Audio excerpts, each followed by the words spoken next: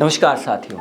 साल 1920 से बाबा साहब ने छुआछूत के खिलाफ और दलित समाज के उत्थान के लिए सक्रियता से काम करना शुरू किया। इस साल कोल्हापुर के साहू जी महाराज की मदद से उन्होंने मुंबई में साप्ताहिकी समाचार पत्र मूक नायक का प्रकाशन शुरू किया। मुंबई हाई कोर्ट में वकालत करते हुए दलित पिछड़े लोगों के मुकदमे भी वे लड़ते थे।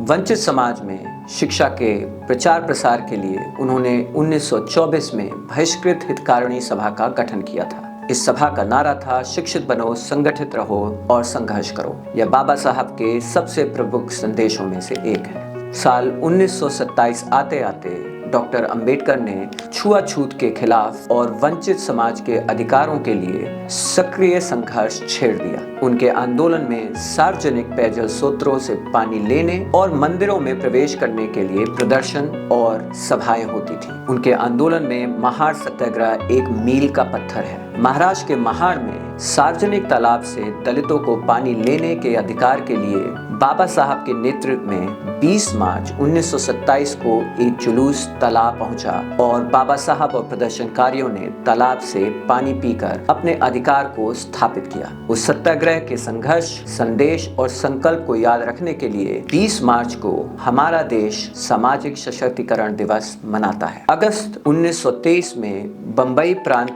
की असेंबली ने प्रस्ताव पारित किया था, जिसमें कहा गया था कि पीने के सार्वजनिक स्रोतों से दलितों को भी पानी लेने का अधिकार है। अगले साल महाड़ की नगर परिषद में भी ऐसा प्रस्ताव पारित कर दिया, लेकिन इन प्रस्ताव को लागू नहीं कराया जा सका था। इस कारण कानूनी अनुमति के बाद भी वंचित समुदाय उन स्रोतों से पानी नहीं ले पाता था। इस अधिकार को हासिल करने के लिए बाबा साहब ने महाड़ सत्याग्रह का निर्णय लिया। ये सत्याग्रह एक और कारण से महत्वपूर्ण है। इस आंदोलन में डॉक्टर अंबेडकर ने दलित समाज की महिलाओं से उन तमाम प्रतीकों को हटा देने का आह्वान किया जिससे उनकी पहचान के लिए जातिवादी समाज ने थोपा था। बाबा साहब ने महिलाओं से कहा कि वे भी उसी तरह से साड़ी पहने जैसे ऊंची जातियों की महिलाएं पहनती हैं। लेकिन हजारों साल से चली आ रही जातिगत भेदभाव और पूर्वग्रह को तोड़ पाना आसान नहीं था। इस सत्याग्रह के बाद छुआछूत के समर्थकों ने तालाब का शुद्धिकरण कराया था। 1927 में ही दिसंबर में बाबा साहब ने दूसरा महाड़ सत्याग्रह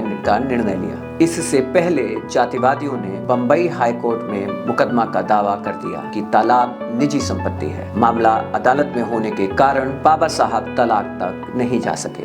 10 साल बाद 1937 में अदालत ने फैसला सुनाया कि तालाब के पानी पर वंचित समुदाय का भी अधिकार है। महाड़ सत्याग्रह और बाबा साहब के संदेश ने देश भर में छुआछूत और जातिगत भेदभाव के खिलाफ जागरूकता फैलाना तथा संगठित आंदोलन को प्रेरित करने में अग्रणी भूमिका निभाई थी। आज भी भेदभाव हमारे सामाजिक जीवन का एक कड़वा सच है। महाड़ सत्याग्रह की भावना आज भी उतनी ही प्रासंगिक है जितनी 100 साल पहले थी। धन्यवाद।